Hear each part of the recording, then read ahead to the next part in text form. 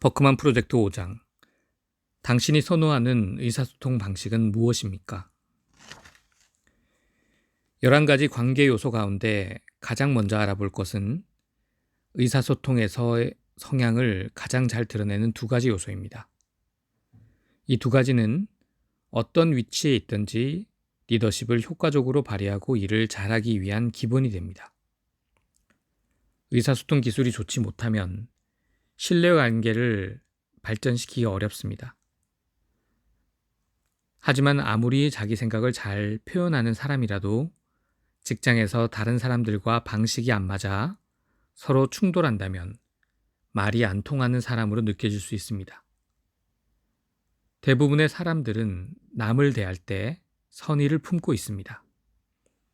하지만 도움을 받지 않고서는 타인의 시각으로 세상을 바라보는 일이 쉽지 않습니다. 이런 점에서 버크만 진단 같은 객관적인 도구가 도움이 됩니다. 버크만 진단에서는 사회성 유형과 관련한 2가지 요소가 측정됩니다. 이를 통해 의사소통 유형을 분석할 수 있습니다. 2가지 요소는 다음과 같습니다. 1. 존중에 대한 욕구. 타인과의 1:1 관계. 2. 수용에 대한 욕구. 개인과 집단과의 관계. 이 2가지 점수는 외향적 행동, 생활 양식 도해에서 상단 부분에 해당하는 외향적 행동이나 내향적 행동, 생활 양식 도해에서 하단 부분에 해당하는 내향적 행동에 대한 성향을 나타냅니다. 의사소통 측면에서 외향성을 나타낸다는 것은 존중 점수가 낮고 수용 점수가 높다는 의미입니다. 이와 반대로 생각해 봅시다. 존중에 대한 욕구가 높고 집단 내 수용이나 사교에 대한 욕구가 낮다면 내향성이 강한 것이고, 이는 생활 양식 도해에서 하단 영역을 나타냅니다. 존중이라는 요소는 수용이라는 요소보다 이해하기가 더 어려울 수 있습니다.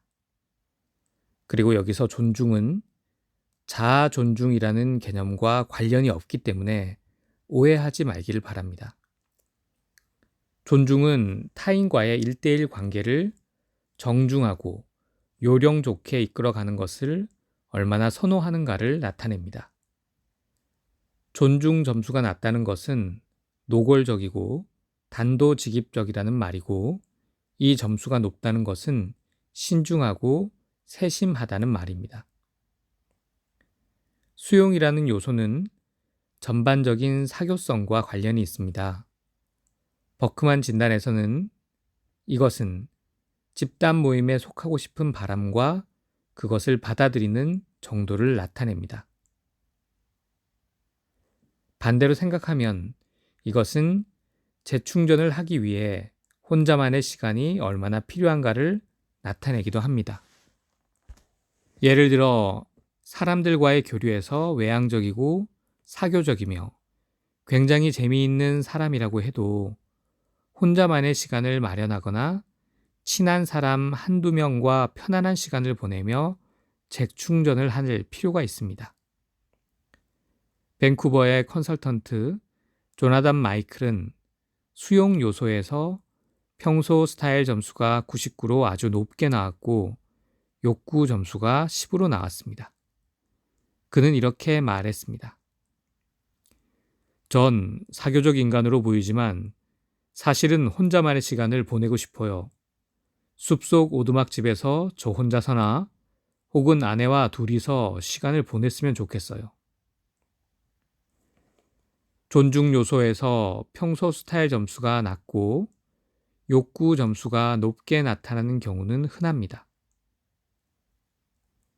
본인은 말을 직설적으로 하지만 상대방은 눈치 있게 정중한 반응을 보이기를 선호하는 사람이 이에 해당합니다.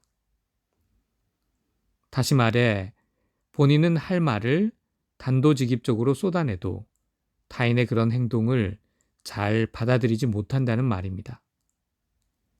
만일 사장이 이런 유형이라면 문제가 발생할 여지가 큽니다.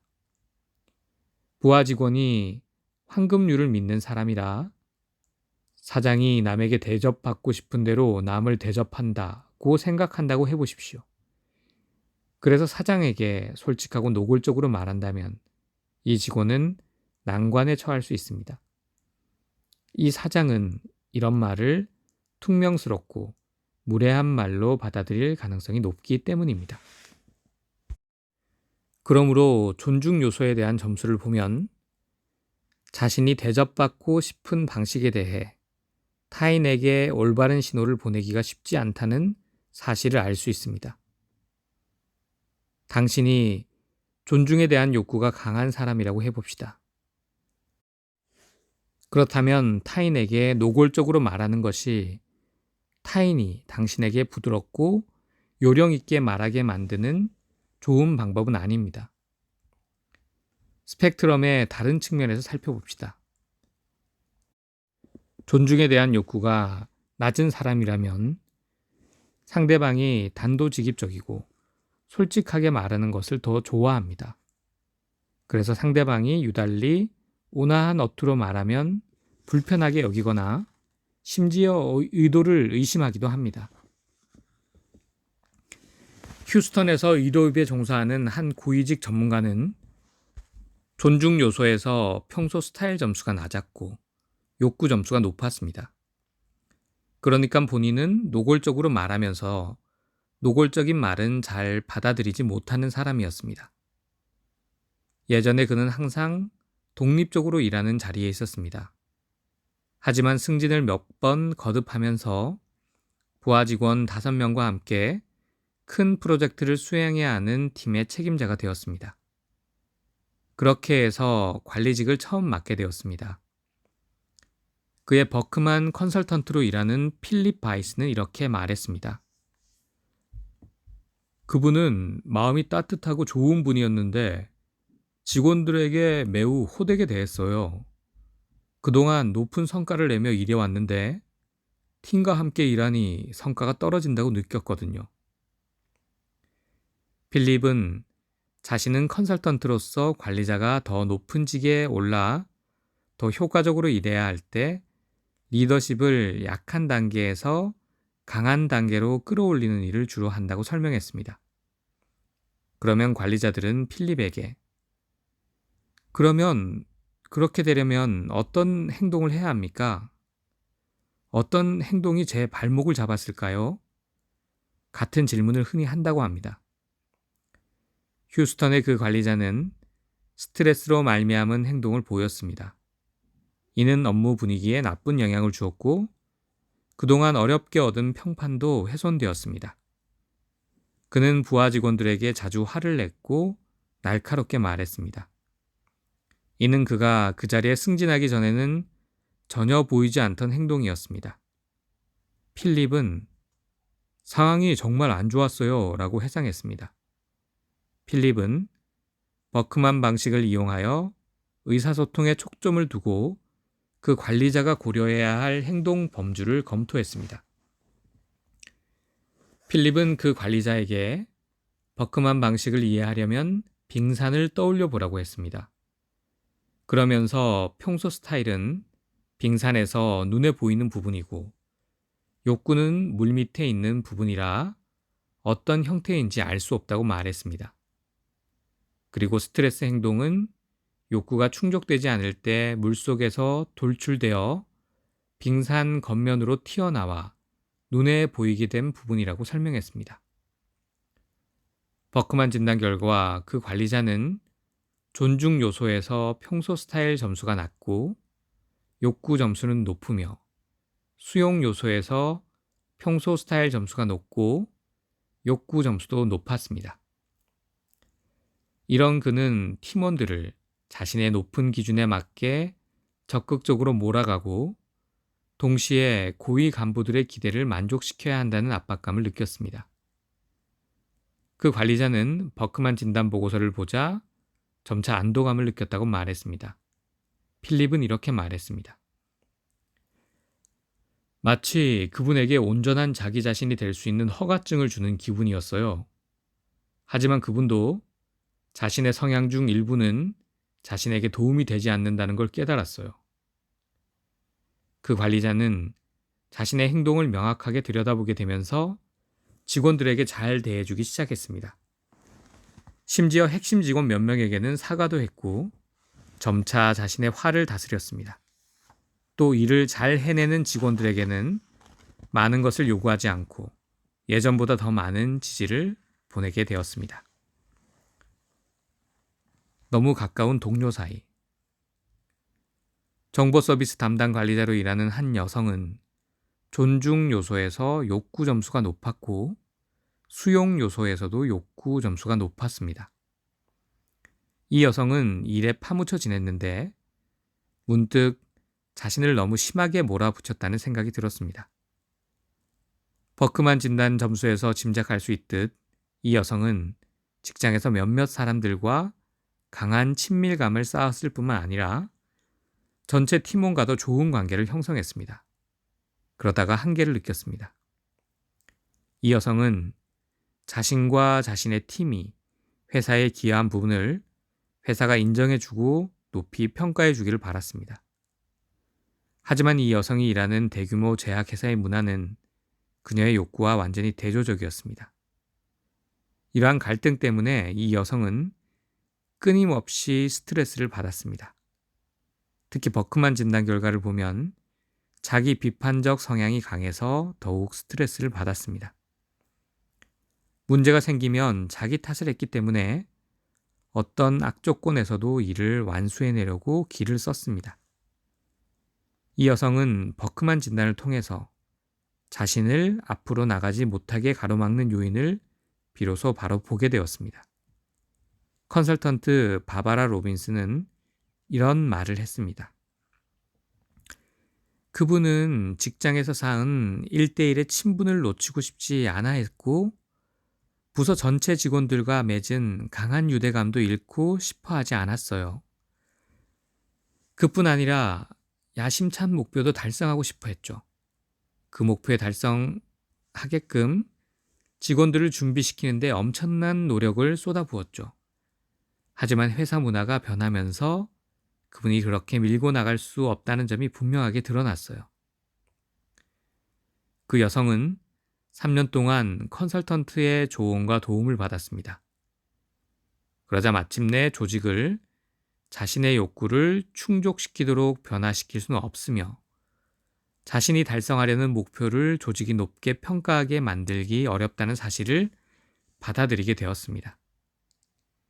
그 대신 새로운 직장을 얻었습니다. 다니던 회사와 비슷한 회사에 더 높은 자리로 옮겨간 것입니다. 새 직장에서는 그녀의 강점을 알아봐 주었고 팀 작업에 그녀가 공헌한 부분을 높게 평가해 주었습니다. 호들갑은 이제 그만. 컨설턴트 토드 우터스텟이 맡은 한 고객은 존중 요소의 평소 스타일 점수와 욕구 점수에서 극심한 차이를 보였습니다. 그 여성은 오하이오주 신시내티에 있는 한 병원에서 15년 동안 의사로 일했습니다. 그런데 갈수록 일에 좌절감을 느꼈고 동료들 앞에서 울음을 터뜨리기까지 했습니다. 자신의 강점이 온전하게 영향력을 발휘하지 못하고 인정받지도 못한다며 불만을 토로했습니다. 또한 자신이 맡은 일을 하는데 충분한 지원을 받지 못한다고 느꼈습니다. 사실 병원 측에서는 그 여성을 굉장히 유능한 관리자로 생각했습니다. 그 여성의 상급자들은 그녀가 업무에서 느끼는 고충을 해결하고 나면 더 큰 리더십을 발휘해야 하는 역할을 맡기를 바랬습니다. 그 여성은 자신이 다음 단계로 어떤 일을 해야 할지 조언을 얻고자 토드에게 상담을 신청했습니다. 놀랍게도 버크만 진단 결과 그 여성의 감정 폭발은 지나치게 예민한 성격 탓이 아닌 것으로 나타났습니다. 사실 그 반대였습니다. 그 여성은 주변 사람들이 자신을 감정적이지 않고 객관적으로 대해주기를 절실히 원했습니다. 그녀는 존중 요소에서 평소 스타일 점수가 높았던 만큼 대인 관계에서 한 사람 한 사람을 배려했습니다.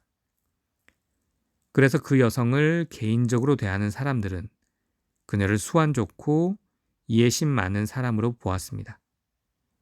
그들은 직장 안팎에서 겪은 괴로운 일들을 그녀에게 터놓고 말하는 것을 편안하게 생각했습니다. 하지만 존중 요소에서 그 여성의 욕구 점수가 낮은 만큼 토드는 다음에 사실을 알게 되었습니다. 그러니까 이 여성은 사람들이 자기 할 일이나 잘 하길 바랬고 호들갑을 떨고 감정에 격한 말들을 쏟아내며 자신을 성가시게 하지 않기를 오히려 바랬던 것입니다. 지나치게 세심한 배려가 실은 그 여성의 욕구와 맞지 않았고 스트레스 요인이 되었습니다. 아니나 다를까 사람들은 그 여성이 화를 내면 그녀에게 더 관심을 기울이고 상냥하게 대해야 한다는 신호로 생각했습니다. 토드는 그런 점이 상황을 훨씬 더 악화시켰어요 라고 말했습니다. 그러한 반응에 그녀의 감정은 더 폭발했습니다. 그 여성은 버크만 진단 보고서를 읽더니 모두 제가 하라는 대로 할 수는 없는 건가요? 라며 농담 섞인 말을 했습니다. 몇 달 후 그 여성은 다른 병원으로 직장을 옮겨 예전보다 훨씬 더 책임감 있는 자리를 맡았습니다. 그 고객은 토드에게 이렇게 말했다고 합니다.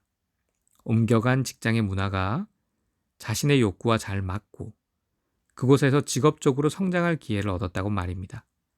그리고 새 직장에서 행복감을 느끼며 자신의 영향력을 발휘하고 있다고 말입니다. 닮지 않는 아버지와 아들. 존중과 수용 요소의 점수가 서로 상반된 두 사람이 함께 일해야 한다면 어떨까요? 이 두 사람은 각자의 유형을 서로 잘 보완해 줄 수 있습니다. 하지만 서로 얼마나 다른지 이해하지 못하고 상대에게 어떻게 접근해야 하는지 알지 못한다면 상황이 복잡해집니다. 여기에 세대 차이까지 더해지면 상황은 더 복잡해집니다. 컨설턴트 다나 스캔넬은 같이 사업을 하는 한 아버지와 아들의 부탁을 받아 버크만 진단을 실시했습니다. 그 결과 존중과 수용 요소에서 그들의 점수는 서로 정반대였습니다. 캘리포니아에 소재한 그 사업체는 가족이 성공적으로 운영해온 부동산 회사였습니다. 회사 사장인 아버지는 법적 상속인인 아들의 도움이 필요했습니다. 아들은 자신이 아버지를 닮았다고 생각했습니다. 하지만 아버지는 두 사람이 완전히 다르다는 사실을 알았습니다. 두 사람의 컬러 특성도 서로 완벽히 달랐습니다. 이 부분은 그들에게 이점으로 작용하지 못했습니다. 그 아버지는 아주 강한 그린 유형으로 에스키모인에게 얼음이라도 팔 수 있는 분이었어요. 라고 다나는 말했습니다. 그는 자수성가했고 보수적이며 사람들이 모여있는 방으로 들어가서 농담으로 가끔은 야한 농담으로 모두를 웃길 수 있는 사람이었습니다. 반면에 아들은 블루 유형으로 예술 감각이 있고 세심하며 온화했습니다. 그래서 아버지가 속사포처럼 내뱉는 말에 당황하는 때가 많았습니다. 안타깝게도 아들은 아버지가 원하는 유형과도 아버지 자체와도 정반대되는 인물이었어요. 이 부자는 존중 요소에서 평소 스타일 점수와 욕구 점수가 비슷했습니다. 그래서 사람을 1대1로 대해야 하는 상황에서 일 처리를 잘했습니다. 수용 요소에서 두 사람 모두 평소 스타일 점수가 높아 사람들과 원만하게 지냈습니다. 하지만 수용 요소에서 욕구 점수가 서로 완전히 달라서 의사결정을 내릴 때 충돌했습니다. 욕구 점수가 높은 아들은 자신과 관련된 모든 의사결정에 모든 사람의 합의가 바탕이 되어야 한다고 생각했습니다. 반면 그 점수가 낮은 아버지는 아들이 스스로 결정도 못 내리는 것 같아 짜증스럽게 생각했습니다. 그 결과 두 사람 사이에 불만이 커졌습니다. 버크만 진단으로 두 사람의 내적 욕구가 서로 다르다는 점이 밝혀지면서 무엇이 문제였는지 명확히 드러났습니다. 이 부자는 서로의 차이점을 이해하면서 일에 영향을 주었던 오해를 피하고 각자의 유형을 활용할 수 있게 되었습니다. 각자의 차이점을 이해하고 인정하는 법을 배우면서 사무실에서도 쓰는 말투도 바꾸었습니다. 그리고 더 중요한 사실은 부자 관계가 좋아졌다는 점입니다. 결국 그 아버지는 버크만 진단을 열성적으로 신뢰하게 되어 모든 직원과 채용 지원자들에게 진단을 받도록 했습니다. 직원들은 중역들이 우리를 좋아하지 않는다라고 생각해요. 그들과 대면하는 일을 피했습니다. 그 결과 배척하는 분위기가 형성되었다고 매사추세츠주 케임브리지의 컨설턴트 필립 장자는 설명했습니다. 이 컨설턴트는 중역들의 사적인 감정이 문제가 아니라는 점을 직원들이 이해하게 도와주었습니다. 중역들은 직원들에게 혹은 그들의 성과에 불만을 느낀 것이 아니었습니다. 문제는 인식의 차이에서 비롯된 것이었습니다. 사람들은 감정이 행동에 영향을 미친다고 무조건적으로 생각하는 경향이 있습니다. 하지만 행동의 이면에는 감정 외에도 관점이나 인식, 가치관 등 수많은 요소들이 숨어 있습니다. 버크만 진단은 이들 중 어떤 것이 그의 행동에 영향을 주었는지 찾는 도구입니다. 혼자만의 시간. 플로리다주 올랜도에 사는 랜디 그레고리는 수영 요소에서 자신의 두 점수 간 차이를 메우는 방법을 배웠습니다. 평소 스타일 점수가 99로 아주 높은 반면 욕구는 11로 아주 낮았습니다. 이는 랜디가 집단 내에서 사교적이고 행복해 보이지만 재충전할 혼자만의 시간이 많이 필요하다는 의미였습니다.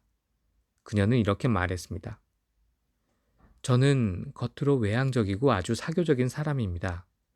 어떤 장소에서 잘 모르는 사람을 발견하면 그 사람과 친해지려 노력을 하죠.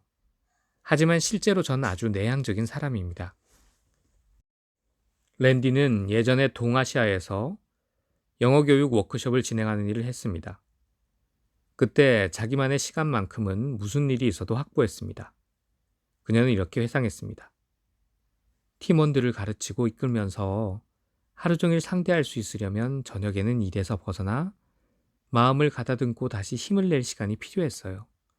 항상 그게 저한테 맞는 방식이라고 생각했는데 버크만 진단을 받고 나니 그 이유를 알겠더라고요. 다른 사람들이 랜디를 이해하지 못하는 때도 많았습니다. 랜디의 동료들은 저녁에 일이 끝나면 게임 등을 하면서 서로 어울렸습니다. 반면 랜디는 집에 가야 한다고 말했습니다. 동료들은 항상 어리둥절한 표정으로 왜 가는데? 라고 물었습니다. 집에서도 마찬가지였습니다. 한편은 랜디의 남편이 출장을 갈 준비를 하고 사무실로 나갔습니다. 그런데 막판에 출장이 취소되었다며 집으로 돌아왔습니다. 그녀가 실망감을 감추지 못하며 혼자만의 시간을 누리는 중이었다고 하자 남편이 난 사무실에 갈 테니 집에서 당신만의 시간을 누려 라고 말했습니다. 랜디는 남편은 제 진단 점수를 알았기 때문에 기분 나쁘게 받아들이지 않았어요 라고 웃으며 말했습니다. 수용 요소에서 평소 스타일 점수가 높고 욕구 점수가 낮을 때는 상황이 복잡해지기도 합니다. 이러한 유형 가운데 대부분의 사람들이 파티에 초대되기를 바라며 실제로는 가지 않는 쪽을 선택하더라도 말입니다. 외향적이라는 사람들의 평판을 잃지 않으려고 가끔 자신을 심하게 몰아붙이기 때문입니다. 버크만 진단을 받은 한 남성은 자신이 직장에서 굉장히 사교적이기 때문에 동료들이 퇴근 후 어디 가자는 말을 끊임없이 했다고 말했습니다. 그는 그러겠다고 해놓고선 나타나지 않을 때가 많았습니다. 펜실베니아주에서 컨설턴트로 일하는 제니스는 이렇게 말했습니다. 그 남성분은 실제로 초대를 받기를 원했어요. 하지만 저녁 무렵이 되면 혼자만의 시간을 원했죠. 그분 동료들은 버크만 진단 결과를 보면서 그분이 위선적이거나 까다로운 사람이 아니고 자신들에게 화가 난 것도 아니라는 점을 알게 되었어요. 그건 그저 그분의 특성이었던 거죠. 감사합니다.